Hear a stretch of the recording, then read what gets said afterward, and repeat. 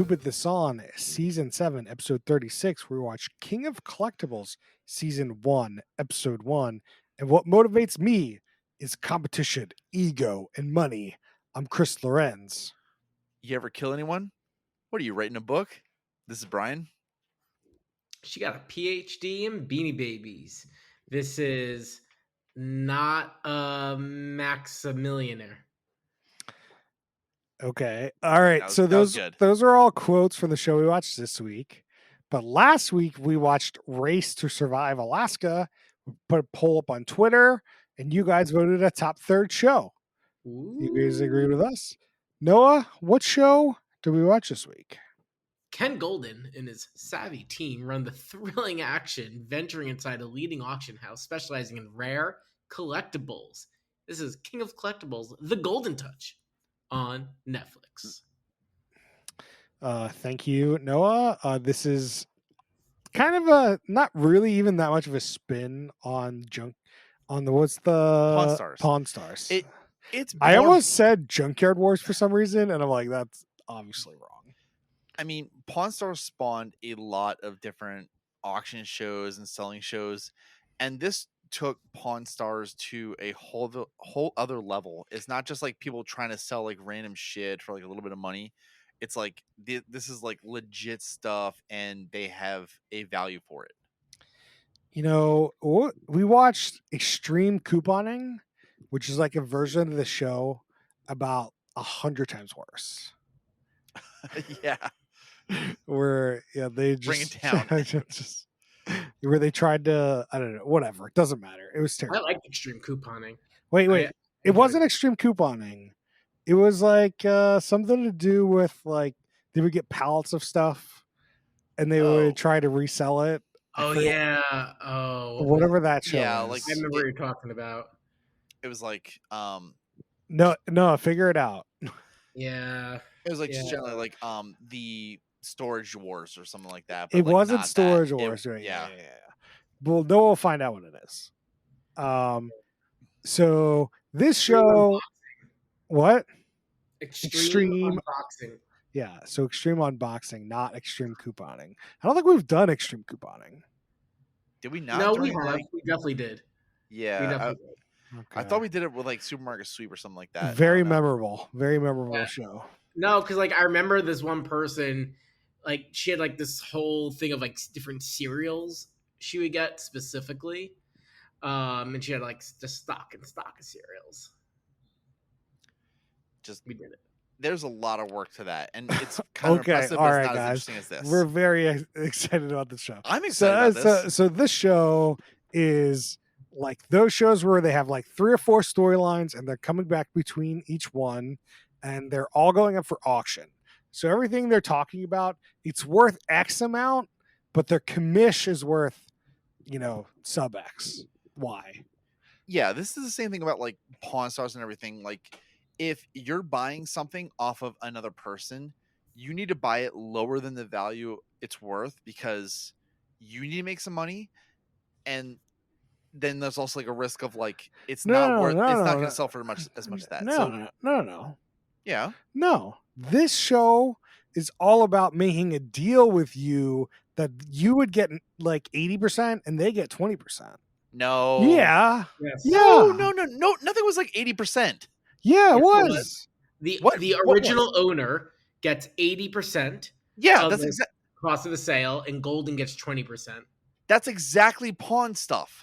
That is not how Pawn Stars work. Pawn Stars like sold you most of the value, and then you would get like no. Pawn Stars. Pawn's like they're like literally buying it off you to sell it later. Like, and this show is putting that up for auction. You get 80% when the auction is finished, and then they get 20% of the overall sale. I thought they made like 80% of the sale, and then like the commission was like 20% only if it's sold.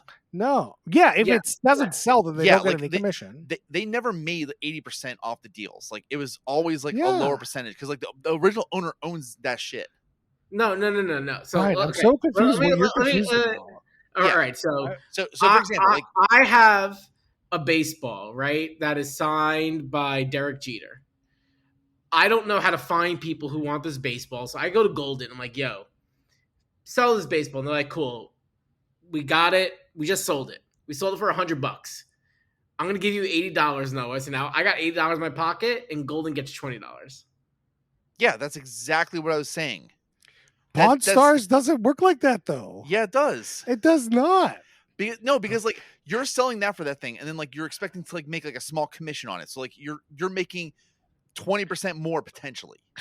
It's the exact same business model. It's a little different, right? So in Pawn Stars, they're buying it from you, and they believe they can resell it at a higher value. Where Golden, they're not trying to like get you to sell it to them cheaper, right? Their incentives are a bit more aligned. Yeah, it's more of a cooperative. Like these guys are like, yeah, you want to sell that because you're going to get 6 million. I'm going to make 600. Don't worry about that. But you're going to make 6 mil. So, but like Pawn Stars is like, oh, this thing, you want me to buy this thing? Well, you know, the cheaper I buy it, the better it is for me. Oh, look at that little dent on it, man. That dent, 50% off. I can't. It's like that Beanie Baby lady. It would be like, well, you know, now it's only worth like 500. Look at that. I'll give you like. It has a slouched back. You can't sell it. Like I'll give it to you for 50. I'll give $50 for it. Whereas these people are like, yeah, let's put it up for auction. It'll go for $250. You make $200. Like it's way more like let's go versus like, yeah, I don't know. Screw you over. That is about the only thing that makes it different is that like that's such a big difference. It is, but at the same time, like you still need to have like realistic like selling value. Like, that's where the incentives start to depart, almost like a real estate agent, right? Because they're only making 20% off the commission, right? Like the variable difference has to go up so much higher for them to actually make like a meaningful difference, right? And so that's where it's like with the jersey, they're like, just sell it, you know, like obviously they want to get paid. Where the real owner is like, no. I want this much, which we can get into that plot line. Yeah, I'm just saying that like no, they were never making 80%, like straight up. Calm down, Brian. No, calm down. Like I'm just saying that when you're watching Pawn Stars, I feel kind of sleazy because those guys aren't necessarily trying to rip them off, but they kind of are. So whereas this show, your incentives are in line. Like, hey, go give me that. You know, Babe Ruth baseball, signed baseball. We could put that up. We can make 50 million. You can make 50 million. You know, meanwhile, you know, everyone makes money in this transaction. The people, like everyone in the show makes money. Whereas like in Pawn Stars, only like one guy gets money, but like they're almost kind of disappointed most of the time. Everybody's always disappointed with like a pawn shop. Yeah, I just don't understand. That's why they're different. That's the whole thing. They're different. No, so. Okay, with a traditional pawn shop, I'd be like, okay, you're selling this because you desperately need money. With this specific pawn shop now, they are selling it because they think that they can make a bunch of money. And then the Pawn Stars shop is also trying to buy because they know they can make money because now they're popular. Like it has now become this whole thing. If we're talking season 1, yes, it's a different thing of like actual pawn shop. All right, let's move on from this conversation. Let's talk about Ken Golden, the owner of this establishment, and the business is called Golden Auctions, and he's the head owner, and this is the company we follow. And this guy's got an interesting history. He started selling like baseball cards in the 80s. In a company, and he would get people to sign on exclusive contracts for like autographs. So he would have the exclusive rights to like Ken Griffey Jr.'s like baseball cards that year, signed baseball cards, and then to be able to sell them for more because they're so much more rare. Was his company until baseball cards fell apart in the 90s. And did they? Yeah, I didn't know that. Yeah, baseball cards are worth fucking garbage. Really? I had no idea. You know, especially in the 90s when I was growing up, like they weren't worth anything. People thought they were worth something, and that was more in the early 90s, but like as soon as 2000 runs around, like no one, you couldn't sell a baseball card. Huh. Yeah, I had no clue. That was actually something interesting because like I grew up thinking that baseball cards were valuable, and then as like time grew on, you saw that it wasn't. But then you also see stuff like Pokemon cards or Magic cards, and it's like, why the fuck are those valuable? And why are like some of these like rare cards like they don't seem as valuable? Well, I mean, coming to 2023, you definitely have an uptick in like collectibles. So Yeah. like those baseball cards that were worthless might be worth something today. And those magic cards are worth more today because like they're rare. You can't really still play with them, but they are rare. So No, like, I but mean, I'm just saying like 2023 is not 2000 when it comes to collectibles. no, and like you also couldn't play with like baseball cards because I mean, what the hell does that mean to play with baseball cards? You put them on your shelf. Yeah, they were purely for display, and But everything that's else. like everything with collectibles, right? Like I think like one of the things that really shines through in the show is how all these collectibles have no intrinsic value, right? It is purely the story that Golden can sell about the thing, but inherent value is like zero. Yeah, Well, I'd argue that some of the things in this auction have like historic value, but I mean, it is value you've given to it that is put into a private hand. It is kind of weird. It's like you personally are putting value on it. It's all story, right? Like I think like the presidential hair Oh my is like a god. good example, right? It's like, at what point, is that really not valuable? Like they're selling the story of like you now have a piece of history and like tied to the moon landing and all these things, like they're weaving that, and that's what I Oh, they're mean. right. That was one of the stupidest things they did in the show. Was they do this like infographic around things, and the infographic around the hair was like, you know, the barber used to be the president's barber and like kept all the hair and gave it to his son, and now his son is selling like all this hair, and it's just like, why, like, what is that, well, how does that make it worth something? I Well, they mean, definitely want to, like, the whole thing is establishing provenance, right? Like, like so like how do you prove that this is like, like JFK's hair? I mean, that's got to be a big part of their business, but like that's like a big part, right? That you actually can trace it back to a believable enough state, and yeah, that's where it's like believable enough. I'm okay with people proving that. I guess I kind of wonder where the practicality of a collectible lies. So like think about like baseball cards, like anything else like that. Like what is it that's going to like define the value besides just like, oh yeah, like this is something printed at the time or something that belonged to somebody else that was at a historical point. Like it I think for some people, there are some people where I think it could give you joy having like, Babe Ruth's baseball on your wall or yeah. whatever. Cuz Seeing like, just like, you feel joy out of it. yeah, you grew up with them, like you saw them like experience so much amazing moments. Like that's a different story than like me buying a Babe Ruth baseball card or baseball because I didn't grow up with Babe Ruth. Mhm. Yeah. But there is this whole, like, as we talk about these collectibles, this is, there's this, there's definitely some people on the back end of these things. It happened with people got called out for video games where like they were like buying super rare, like 10 out of 10, like rated video games. And then they would just buy them between themselves until it was worth like $100,000 or whatever, then sell it to some schmuck that thinks it's worth $100,000 because people on the back end have been just like kind of quote unquote buying it, back and forth and really only losing like commission fees or something.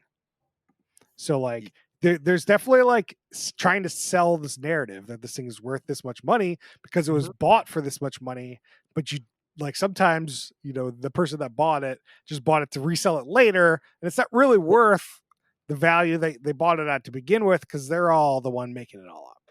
Yeah, it's like a weird version of art, right? Like ultimately. It has value because people believe it has value.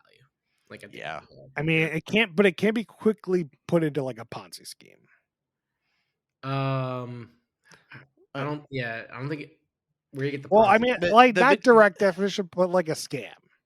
Yeah, the video game stuff like really highlighted how much you can control the value of a specific set of products. And this could easily, if it wasn't for like them recording this, it could easily be a case of like, okay, I'm just gonna inflate the value of this jersey and make sure that like it sells for like X amount of value. But then they won't find the buyers, right? Like that's why they have to find the market for it. No, but I'm saying is if they make up the market long enough, the market might just come along. Yeah, like if you're controlling, then that's the market price. You know what I mean? Like they're not No. the only game. No, in town. I'm saying that they're manipulating the market price by claiming it was bought. So say I get it. No, I get what you're saying, but that assumes they have a captured market, which they don't. no, You know, yeah, there's other marketplaces that deal in these. yeah, I mean that assumes you didn't like part of the scam is that you own the majority of JFK's hair because he was the barber of JFK and this is all the hair. So now I'm going to sell a strand of hair, for X amount of dollars. And then the next time it comes up, I'm going to buy it for more. Like, No, I get it, but like I think they just don't have a monopoly on these commodities, right? Like if they have monopoly, yeah, they can set monopoly pricing to a degree.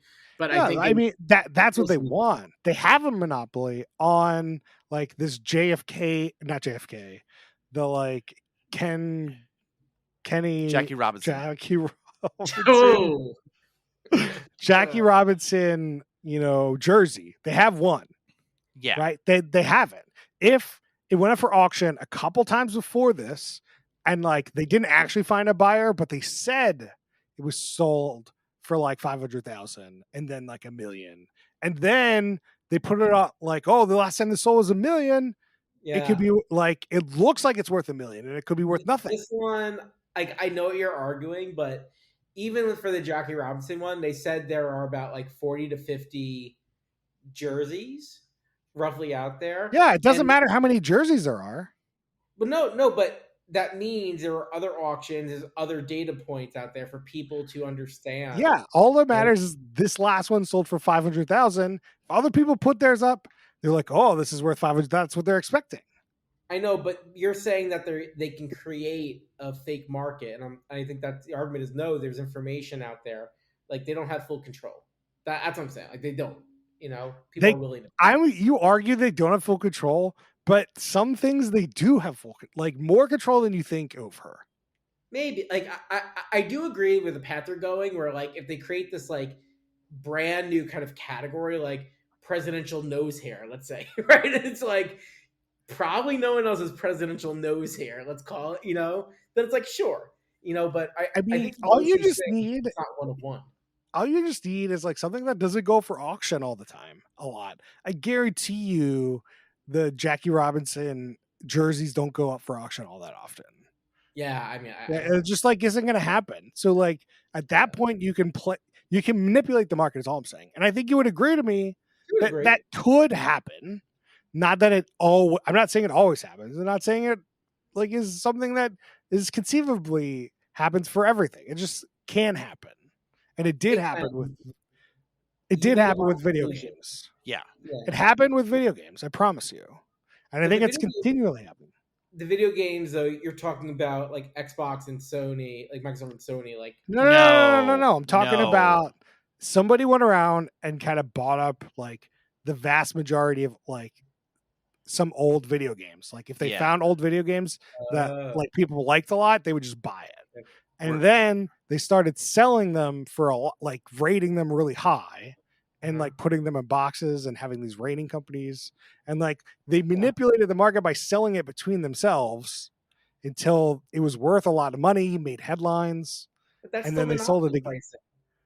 That's just having a monopoly. It's not a monopoly.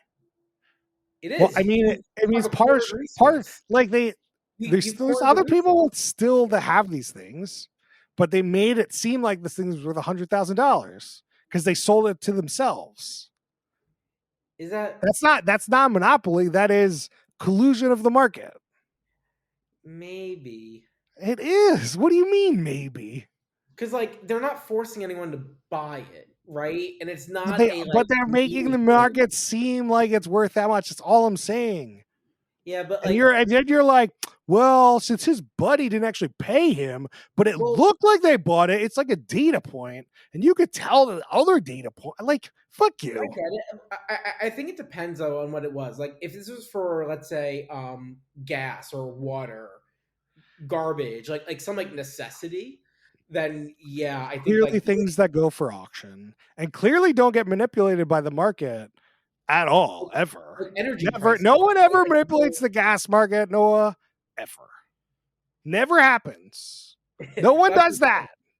no, No one that's has billions of gallons of oil they sell every year that set the price. Like, no one does that. but that's the argument. Like when you have resources that are critical for well-being, then I think this argument carries weight.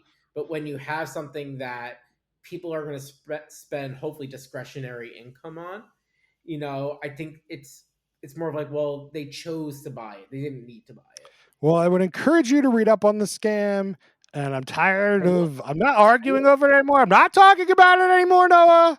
We're going to move on to Giddy up! items that they were Giddy, talking giddy, about giddy in up! the show because I don't give a fuck. And you guys can believe whoever the fuck you want to believe. Okay, let's Okay. segue. So they take place in New Jersey, and they really like to play up to their New Jersey locale. There's a lot of Jerseyness happening in the show. Brian, Like what? what's your Like favorite what? Jersey? I mean, like Brian's quote is one. I mean, Big Bob was probably the most like Oh, New Jersey, New York kind of thing in the show. He's like a tall guy wearing like leather and a black hat and sunglasses. He looked de- like he was gonna beat you up any second. definitely. Like if you tried to steal, like he will kill you because your life is probably worth less than the product he's carrying. Big Bob. At least he thinks so.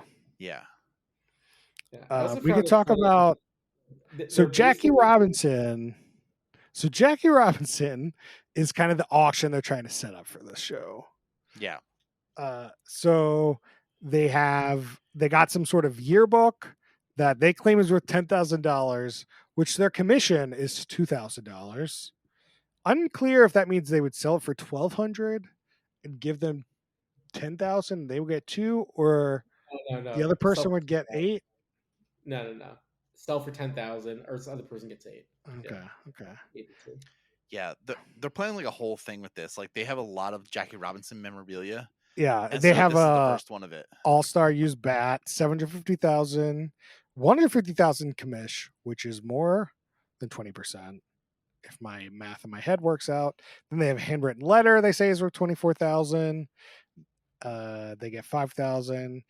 This is the main thing of the show is there's 1951 home game used jersey, and this guy who goes to get it, Dave, he goes out to some buyer and he has to get this jersey no matter what.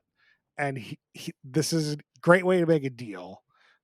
So the guy says, I only want to sell for 10 million, but Golden says it's only worth 5 million, but they put it up, they get it anyway, which we can get into that auction in a bit. But there was also some sort of baseball at somebody's house that they did this whole bit around that was pretty terrible.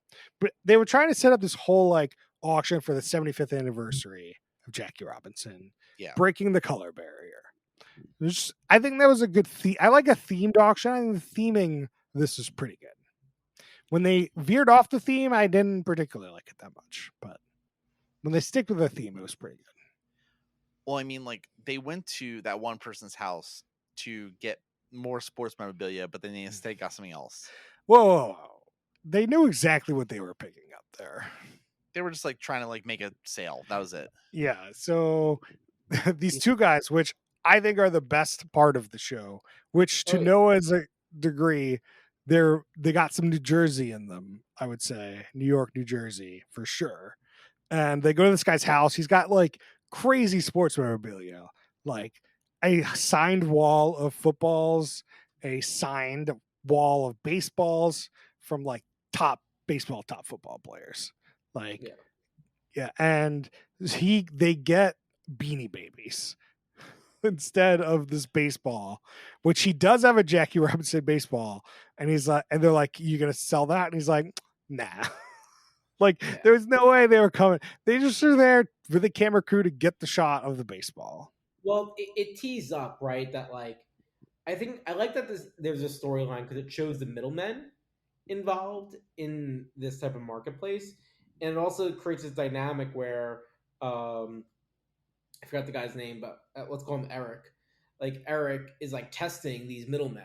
Like, hey, can you move my product at a good price? You know, so he gives them the test with the Beanie Babies, and if they do good, he's like, cool, you can take my my balls and jersey. You know, I wrote down his name was Robbie Davis Jr., but definitely not correct. The white guy, the buyer, the seller. oh no, the buyer no. Oh, The two guy, the middleman, the bad guy, the two guys that Chumley. went, the middleman. Chumley, Chumley, the Chumley guy, Chumley guys, which were great. They were the best part. They were He had some jiggling going on. Oh, you get some jiggling. It wasn't even like I just know Chumley like goes down and does random shit. Like I wasn't like no. It's No, not, no, no. It's Robbie. Robbie. I'm gonna call him Robbie because that's what I wrote. Yeah, Robbie Senior, Robbie Junior. See, Rubber. get your jiggling. You got to get your jiggling. Jiggle, That jiggle. was- Yeah, it's Robbie Davis Senior and Junior. I don't know what jiggling is, but you got to get your jiggling. I think it means money in your pocket. Probably. Oh, that makes so much sense. I was so confused. I thought it was just like that's your John. Got to get John on or something. Like Yeah, I didn't know what jiggling. Like it could just be anything. it could. What is John? It could. That's just Exactly. my- What is a John? Jiggling. Get your jiggling. He was the best character. He was the best. Every time he was on the screen, I liked him. Very Should probably just follow him on the show. Because Ken, you're boring. No one cares. No one cares about your daughter and her quote unquote going to the bathroom in your office, which That was a terrible. I need to see this toilet. I do not think there's a toilet in that office. Oh, Do you think she just pee in the corner then? She didn't fucking pee, Brian. They just played the flush sound and had her walk around the corner. That was it. It was the stupidest bit. It was really stupid. And this is a stupid bit. If you were to take up reality shows and I show you this bit and you're like, that's fucking stupid. Like that's boring AF. No one cares. Especially about a show about you selling memorabilia. Why are we cutting away from fucking memorabilia to talk about somebody fucking using the bathroom? Like no one cares. Yep. We've talked about this for way too long. I'm just bringing something to this podcast, okay? Anger, animosity. anger. So let's close out this beanie baby thing. Beanie bags. Beanie bags. So they did do a cool thing with the beanie bags where they did show like an infographic and told you that Beanie Babies were the first one to use like beanies or something, some sort of. Yeah, they specifically use beans. Oh, sorry, go on, Noah. It's a PVC pellets. PVC pellets, which gave them a distinctive look, which I did not know as a kid. I don't know. I don't know life before Beanie Babies really. Right. So that's why I guess one of the initial things was like they look different. So that was kind of cool to learn a bit about Beanie, but like obviously if you're over the age of like 25, you know about Beanie Babies. But if you're under the age of 25, it told you what they were, why that might be worth a lot, which, you can roll your eyes at. Yep. Totally. They also employed a lot of artificial scarcity, which now like other companies like the people who do Squishmallows do. And like Pop does. Yeah, I mean, everyone. Everyone knew about this because this is how, baseball cards did it, which, I wasn't going to talk about this yet, but we could transition right into this other baseball card that is the other part of the show, which is we have Ken. He flies in his private jet, which Fuck does you. he own or not own? I don't know. Then he flies to go somewhere wherever Drake is. Claims that he goes to Toronto. Drake, Toronto. and claims he goes to Toronto with Drake to open up. What do they call it? Boxy break. Yeah. So breaking boxes is like a pretty common thing. Like you'll Oh, see it on like streams and stuff where like you'll get like a box of, like Pokemon cards or Magic cards or baseball cards and then like open it up to see like what you get. I'd argue this is kind of a new phenomena. No.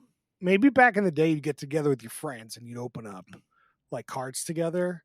But like streaming it on the internet, I don't remember that until like Logan Paul did it a couple of years ago. No. And I think that like what helps with authenticity too is just now you have it recorded and it's like you open it and everything. You can record like from its opening that it's undamaged and everything else. Or sorry, not even undamaged, untouched by like ungloved hands. Because like if you go on those streams, like you'll see them like with like white glove treatment, just making sure that everything does not get the oil of your fingers on it. I'll tell you what, Brian. I definitely don't go on these. No shot. But I do not care. But during this like Drake and Ken live opening, they found a we got to talk about this, quote unquote, found a Michael Jordan rookie card and some other Drake found some other rare card in his, and I'm just like, okay. I mean, I don't really care. I don't really like. I don't know. Okay, so you watch these unboxing videos, Brian. Are you supposed? I assume you're supposed to get excited when they open one of these up and they find the rare ones, right? Yep. Yeah. That's the goal. It's like the slot machine thing when the things goes off and you're like, and you get all the money. Yeah, I just it's watching people gamble. But like this guy Ken has a fucking private jet. Like I don't want him to have that card. Fuck him. I want Drake to have the card. Thrill of the chase. Yeah, it is the thrill of the chase. Like that is the excitement. It doesn't matter like who's doing it. It's just the thrill of like somebody unlocked this, you get to see it, and then cool. Share. I guess people are, if you share the excitement that this guy gets it, then you get excited. Yeah, and then they're just like raking in money because like they can buy 1 billion boxes, and then out of the ones that they show, they get cool stuff. Mm-hmm. Yeah, I mean, yeah, that was it. Do you know that eventually Golden does actually auction off this card? Oh, really? So, I mean, I kind of figured that it was foreshadowed, but yeah. So who knows who gets this card? But as a storyline probably set up this whole season, he auctioned. So they said the card is worth 1.5 million, but it was auctioned off for 2.4 million. Was the final. It's weird that like there's like almost a 66% jump in value. Like, oh, it was never valued in that. Like, at least credence to like Noah's thing of like, oh, it wasn't like the actual market value, but then how I'm did just it get telling to you this that value? this company made this value. This card was made in 2020, and they sold it in 2022 or whatever. So it's like this company made something worth $2.4 million out of thin air. I mean, someone believes it's worth that much. Bought it. Yeah, exactly. No one's manipulated the market. We know that. But apparently it won a record for the most amount of money sold for a card found and sold in the same year. So somebody opened the pack in 2022, sold it in 2022. Most value of any card that's ever happened. Yeah. I think the big question for me is like, why is Drake getting involved? Like, that dude's got money. Like, I'm sure this is easy money, but like, really, Drake? Wow. Yeah, but for Drake, here's what happens. If you're Drake, you have millions of dollars. You like opening these packs. You like the gambling aspect of it. You get a card that's worth money. It's like, hey, Brian, my assistant, here, take this card, go sell it. Give me some more money. Like, it probably makes him money, and he enjoys doing it. it definitely does make him money. Like no doubt. And there's like no extra work on it. He gets the fun part. He gets to Yeah. open the cards. If he really likes it, then that makes the most sense. Like he just happens to enjoy He it. looked pretty excited about opening the cards. No, Oh yeah, Ken He didn't look. was trying to time Ken it up. didn't look excited opening the cards. he was Drake nervous. looked excited. He was nervous. my Ken wanted to like God. figure out like whether he actually made money or not. Yeah. Oh my You know, God. like this, just like there's a lot of ways Drake can make money, you know, and so I can believe he just really likes it, and so then like that's the end of it. But like if there was a lot of ways, if this was a way to make a lot of money, you'd see a lot of other very famous people doing this, and I just don't see that as often, and that's why I'm like a little confused. Maybe they're the ones manipulating the market in the back end, bro. Well, you don't know. They're just buying up all the cards, selling to each Puppet other. masters. All right, let's get to questions. I can't talk about this shit for much longer. Who's the worst human being? Golden. The manipulators in the background, right? Yeah. I mean, for sure. I mean, I saw Logan Paul in the opening scene. Yeah. I would vote him. I guess he's technically in this show. Yeah, but he's not in the actual episode, so I can't actually vote for that. We know that Big Bob has buried some bodies. Like, He's fine. He seems chill. He's not gonna fuck with you but if you don't is fuck he? with him. He buried Big Bob buried bodies. Yeah. Like, come on. Like I'm just not fucking with the dude. Like he seems jolly as long as you don't fuck with him. But he might have killed someone. Logan Paul, you might not like him. I don't think he's killed people. We don't know that. Is it Dave for taking that taking the uniform, knowing full well they're most likely not selling it and just using it to pump up their other auction items? No, because Golden was like the one who ordered it. He was just following orders, otherwise he's gonna get fired. I just don't believe the storyline that much. Well, that's a different story. Like we have to go with the story that was being told on Netflix by the producers. And So, yeah. Like all it takes is for Ken, like this is a high value item, brings attention to the site. So Ken needs it. But the seller doesn't want to sell it. So like, but the seller's like, oh, if I set some sort of astronomical value, we'll sell it. And they don't reach it. Like what, like, does that devalue Ken's business because he didn't actually sell the thing? Oh yeah, yeah, Yeah. totally right. Because he wants to be known. Like there's other auctions right out there, right? And so he's wants to make sure people say, "Look, I can bring you pretty valuable stuff, and you can move it quickly." Right? If you sell something for almost like 2x the original expected value, that's like pretty big. If you like say that, and if you take the risk and like you fail, then it's like, okay, are you gonna overvalue my stuff? Otherwise, never sell it. It's a big problem.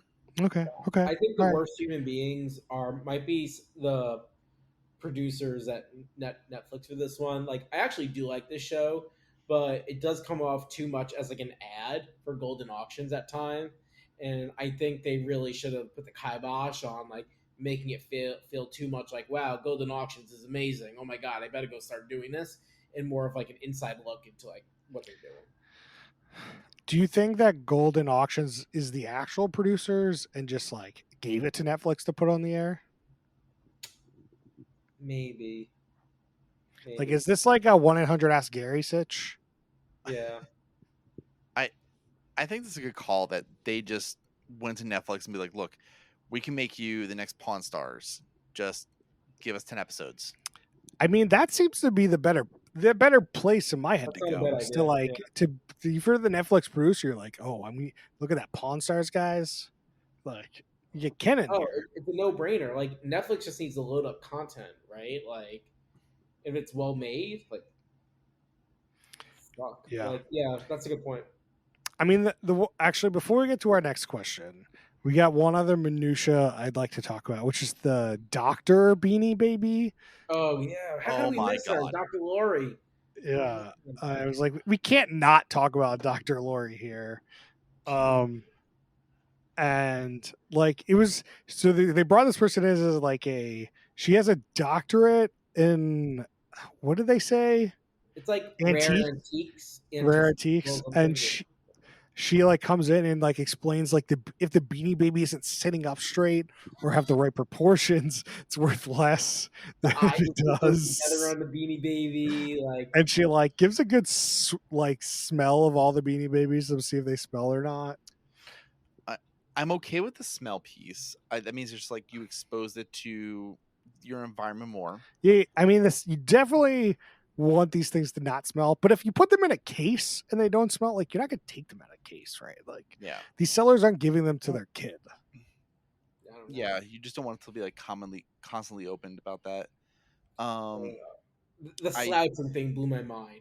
I was like, wait. The slouch thing. that I feel like something that can be manipulated very easily And the fixed. stretch thing. I mean, it is like if you're going to put something on your shelf to look at, Yeah. the better it looks, the better, the more you're willing to pay for. Like that makes perfect sense to me. I It just didn't does. realize Beanie Babies, like you couldn't just like fix the Beanie Baby. Like you couldn't just like make it sit up straight. Like I don't know. That's the thing. That's why it's so impressive because like no way you're thinking about that for a beanbag. You know, like, Yeah. and that's why I was like, what? The beanbag needs to sit up. Why isn't Cornhole use Beanie Babies? Probably just looks bad. I think it'd be pretty fun. I mean, do it up, man. Let's buy some of those Princess Diana ones and just fucking toss them around. Oh yeah, there was some deal with like if you sold it now, the Princess Diana Beanie Babies 500, but you're speculating it's worth more for Princess Diana's like 25th anniversary or 30th or whatever it is. I guess 30th probably at this point. I So don't know. this segment did make me think if I should move the one collectible I have. So back in the mid '90s, I went to a Perfect Game pitched by David Wells, um, and it was a Beanie Baby giveaway day at Yankee Stadium. Oh, So I had the Beanie Baby. Right, I think I still have I basically put away in a closet like all the newspapers from that day, the ticket, the Beanie Baby. Like I have this all together. You could sell the whole collection. Be like Right. Perfect Game collection worth $20. no, but it's gonna be stinky, dude. It's gotta be stinky. Yeah, it's not gonna be slouchy. It's gonna have stretch marks. It's no good. It's no good. All right. This is what we really need. We need some drinking rules. And I think a stock one for these shows. Anytime you see a monetary value on the screen, take a drink. That's a good one. Brian, Anytime you see a handshake, take a drink. Noah, Anytime you see a piece of something being put into something and saying that piece is valuable, such as a part of a jersey, some hair, a thread of something, etc. That's a really good one. Like we saw that jersey being put into just this like essentially bulletproof case too. anytime you get that jiggling, every time you need that jiggling, take a drink. The jiggling. Every time you take jiggling. Do you take a jigger of your drink on the jiggle? You gotta jiggle. You gotta jiggle. I got anytime they actually fucking make any fucking money, take a shot. It's true. We haven't seen them make any money, and like we don't know if they'll Yeah, sell once stuff. they actually prove the value of something. Anytime you see the Davis family do some stuff, take a drink, aka the Chumleys. Oh yeah. The jiggling. You Jiggling. Anytime you forget you're watching something about golden auctions and it feels like QVC, take a drink. All right. I think that's enough. You're probably already, got alcohol poisoning, but Wasted. wasted. Every week. That's what happens to our viewers. Listeners. Would this show be better as a Quibi or a TikTok? 1000%. Show this to me in a TikTok form. Maybe I won't skip it. Yeah, I think that like yeah, you know. it could just be broken up like very nicely. I would enjoy digesting this in a TikTok format. Like if I was into collectibles, it'd be like, hey, check out this cool jersey we got, and like a 30-second ad for this like jersey, but it's like kind of cool about collectibles. Great, phenomenal. I think that's perfect.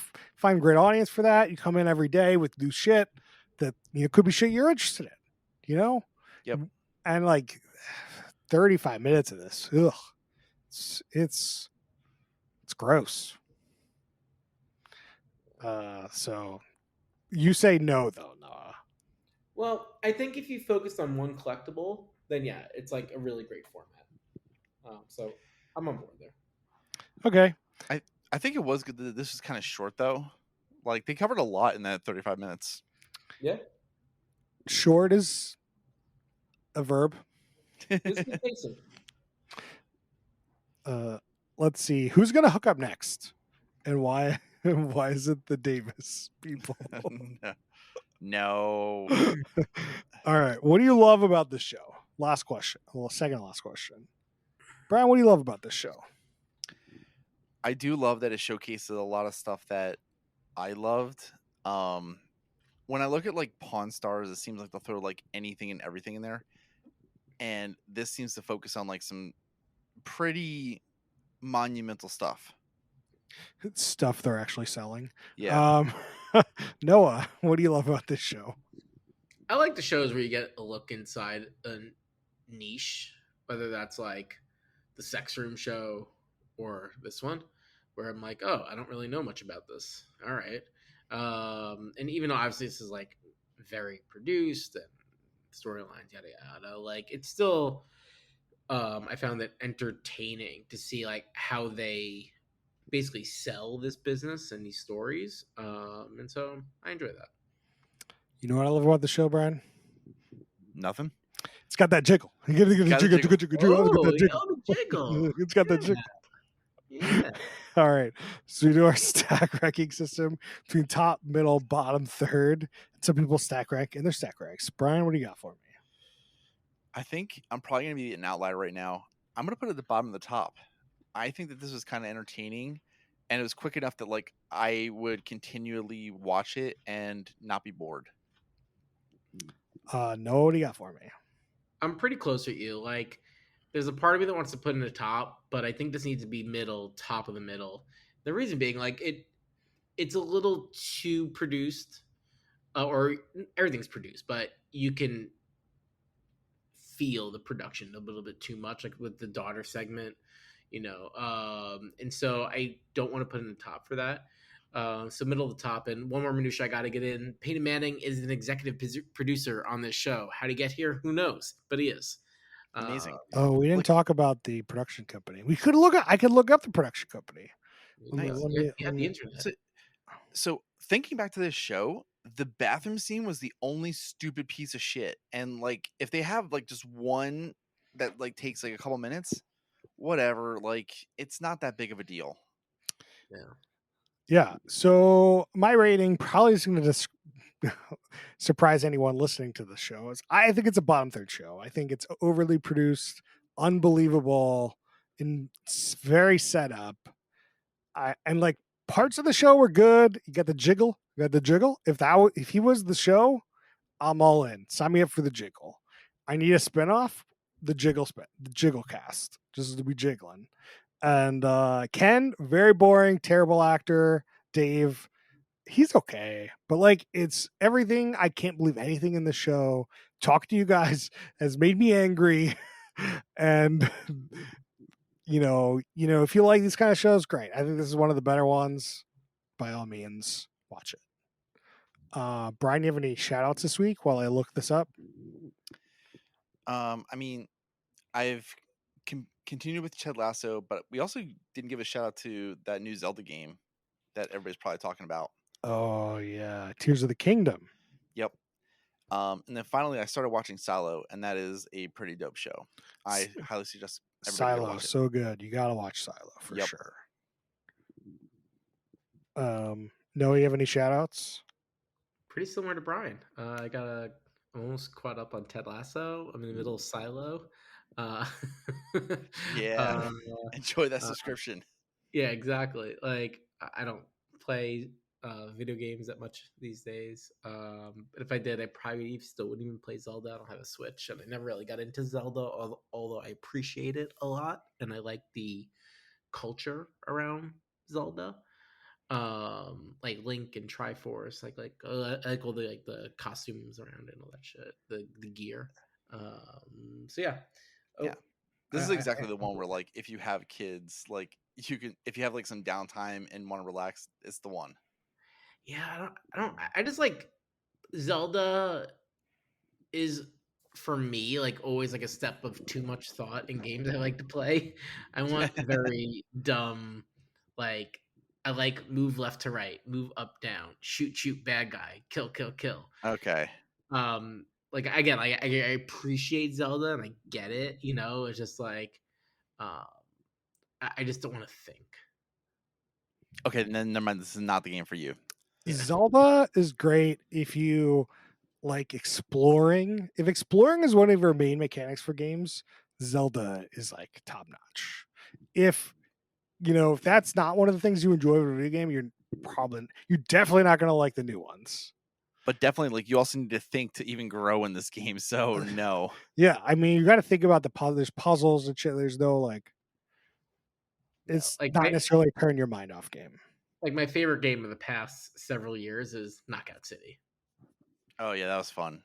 Multiplayer games, so tough. All right, there's no producer listed on IMDb Pro, so who knows? Nobody's taking credit for this.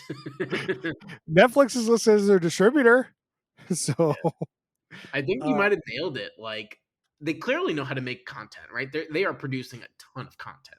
yeah, we saw their show in the show. Yeah, like, and they're really good at making content. And it's like I think you might have a real angle there, where it's like, look, guys, we know how to do this. We'll do it all. We'll do it all. Give us some space on your AWS. That's all we need. Yeah, I'll shout out Mr. Mercedes, which is kind of an old show. It was an AT&T exclusive. What? Produced show way back in the AT&T? day. Yeah, they were the first ones to make the show. I wanted to watch it when it came out, but I didn't have AT&T, so I Like, wait, couldn't how watch did it. you watch it? Like, you don't It's watch on it it's on on AT&T. Peacock now. It's on But Peacock how did now. AT&T? Like, did AT&T have a channel? They produced shows and they had some AT&T thing. I don't know. That's what I I was just confused. remember AT&T, or I'm pretty sure it was AT&T. It was some sort of phone company. I was like, well, it wasn't Verizon. So Mr. Mercedes, really like brutal, like detective show. It's based on a Stephen King novel of the same name, which is also really good. I definitely recommend both of those things. So you got a lot of TV right now. You got Silo, Mr. Mercedes. That's an old show, Oh 3 wait, seasons. AT&T owns DirecTV, so maybe that's So maybe it was a Direct TV AT&T station or something. I just remember it was on some place I couldn't watch it, and I have access to a lot of shit, so it was out there. Oh, they had a channel called AT&T Audience Network, Yeah, see, you doubt. American Pay Television Channel. What? All right, well that's it for us this week. You can tell us what you thought about this show on a poll on Twitter, because clearly we need somebody to break the tie. Please We got do. to take ties. So follow us on Twitter at Who Put This On. If you know a better place to put these polls, let us know. We can put them there. You can find us on Facebook.com/Who Put This On. Except I haven't been sharing our shows there. I'm sorry. I need to get back to that. Chris, What? before you wrap up, what are we watching next week? I don't know. What are we watching next week?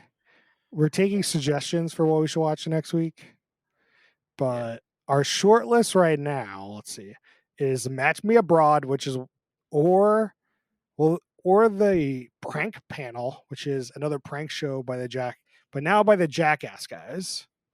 Which after the last prank show, I'm like, do I really want to sign up for another prank show? You're And actually, this is a new one I didn't share. I shared with Brian, but the name Gordon Ramsay has a new show on Fox, which we're a new show guy, so maybe I do gotta say I do like new shows. The Prank Panel. One downside, it's on ABC, so it's only going to go so far. the other part, though, they do have like good people. They have Eric Andre, Gabourey Sidibe, Johnny Knoxville. I mean, let's just do it. We'll do the prank show, season 1, episode 1, and pray that it is good. Pray to Jesus. We'll see you guys next time.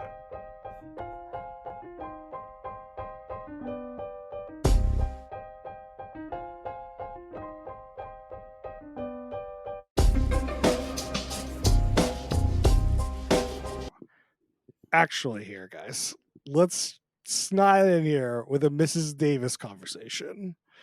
Whereas I haven't told Noah this, and the audience, I'm going to spoil Mrs. Davis. So if you don't want to hear be spoiled, let me just stop. I assume, Noah, you don't care No. Yeah. about Mrs. Davis.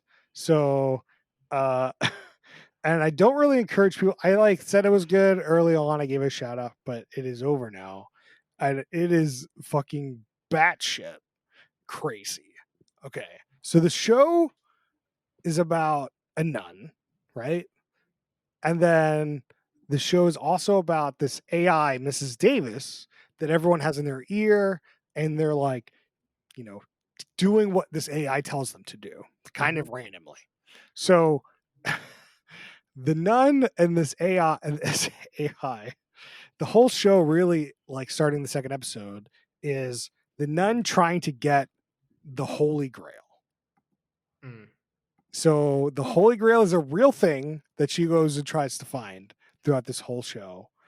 And you find out in the show that the nun is really married to Jesus Christ. She goes in her mind, she closes her eyes, she goes to this other place and is married to Jesus Christ. She bangs Jesus Christ. She goes to this world several times, and throughout the whole show, this is a big part of the show. And you find out through the show that she married Jesus because her ex-husband was going to go out on what's the word I'm looking for? Some sort of bull riding event. And so she prayed to Jesus so that he would save his life. And that's when she married Jesus Christ to save the ex-husband's life. And you just you find out the reason the nun can go see Jesus overall at the first place is because she finds the Holy Grail. When you drink out of the Holy Grail for a non-selfless act, your head explodes. So this one woman's head exploded from drinking from the Holy Grail. And then her liver was transplanted into the nun. And that is why the nun can go see Jesus Christ when no one else can go see Jesus Christ. What? This is what I'm talking about. This is fucking bananas. It's too much. You don't need to explain this. You're just explaining all this. So it's just nuts. So Mrs. Davis, or not Mrs. The nun finds the Holy Grail, and you find out when she drinks from the Holy Grail to destroy the Holy Grail, Jesus will disappear, and she will no longer be married to Jesus because Jesus is stuck in this world thing because the Holy Grail still exists on Earth. It's the last piece of Jesus that exists. So once she drinks from this, she will lose her husband and Jesus Christ. Oh. But she will destroy the AI at the same time. Real dilemma. Grail was that. I only know it from the movie. Yeah, from Lara Croft, Tomb Raider. But yeah, I didn't realize it was a piece of Jesus. I don't know what the fuck it is. This is what they did on the show. Yeah, interesting. And I'll leave on this because this isn't all the bad shit. Mrs. Davis was an app designed for Buffalo Wild Wings. This is in the show? This is in the fucking show. What? Wait. Buffalo Wild... They must have paid for this. 100%. Buffalo Wild. So throughout the whole show, people are trying to earn their wings. Oh no. And that's like part of the Buffalo Wild Wings is you get the wings. So they're Okay. trying to earn their wings. Oh god. Okay. At That's what so point bad. do you think Red Bull bailed on this and they had to find a new sponsor? Maybe it's possible. There's also the whole Holy Grail thing was something in like some sort of terms of service that I kind of just I feel like I need to go back and read exactly what it is. But like something in the terms of service says something about the Holy Grail. If you get the Holy Grail, you get your wish or something, and that's the whole thing. That's the whole reason of the show. It's because this app was written for Buffalo Wild Wings. It was released into the world, and just like there's some sort of like Do the you- app wanted you to be like your like it was just fucking ridiculous. People like this show. It has a 7.3 on IMDb, 91% on Rotten Tomatoes. Everybody's high as shit. I'm just saying it was turned out to be a decent mystery show, and it was like, but the mysteries it answered, and it was kind of about religion, but kind of not, and it just like every answer to every question was just like, wait, what's what? And then the end, you're just like, oh, what? No, oh, okay.